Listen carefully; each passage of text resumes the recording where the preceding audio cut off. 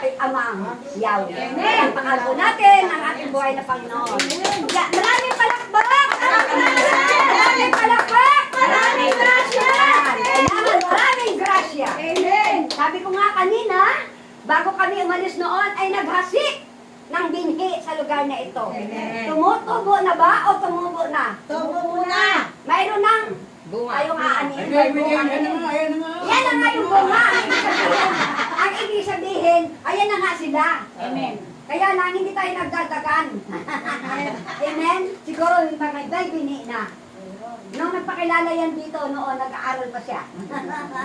Pero ngayon, sabi natin yun ang bini. Amen? Palakpakan po natin ang ating buhay ng Panginoon. Siyempre, sabi na natin, bago tayo magsimula, kailangan lahat ng mga bini na yun ay talagang umungay na. Kailangan po tayo magpapasalamat sa ating Panginoon.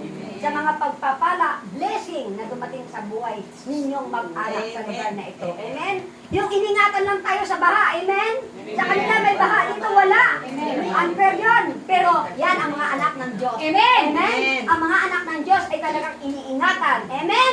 Palakpakan po natin ang ating buhay na Panginoon. Sino ang mauna? Mr. o Mrs.? Mr. and Mrs. Mrs. muna. Okay. Dito po, sarap. Magandang tanghali na. Magandang tanghali sa inyo. Thank you po kay Yahweh at nagkaroon nila ako ng prayer meeting dito kahit isang beses lang sa isang ipapasalamat ako sa inyo mga sister at makakain kayo. Brother, thank you po. Ipapasalamat ako kay Amang Yahweh dahil talagang hindi niya kami pinababayaan, lagi niya kami binibigyan ng blessing, araw-araw, binibigyan niya kami. Nagpapasalamat din po ako dahil may bago kaming darating na bigay ni Lord na biyaya. Yung ako ko, darating na yun dahil manganganak na yung isa. Pangalawa pa lang daw? Kaya yung bunso ko kasi, mga anak na yan sa November ka. Blessing sa amin yan. Darating na. October, November, October, ganyan. Ganyan ang buwan.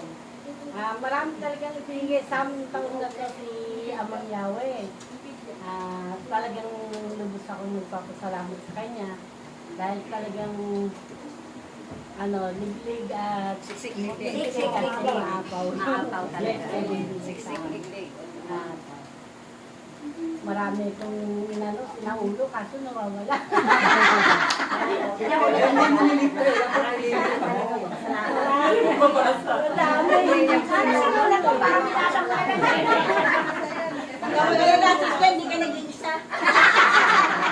Kaya talaga, puro thank you lang kay Lord. Amen.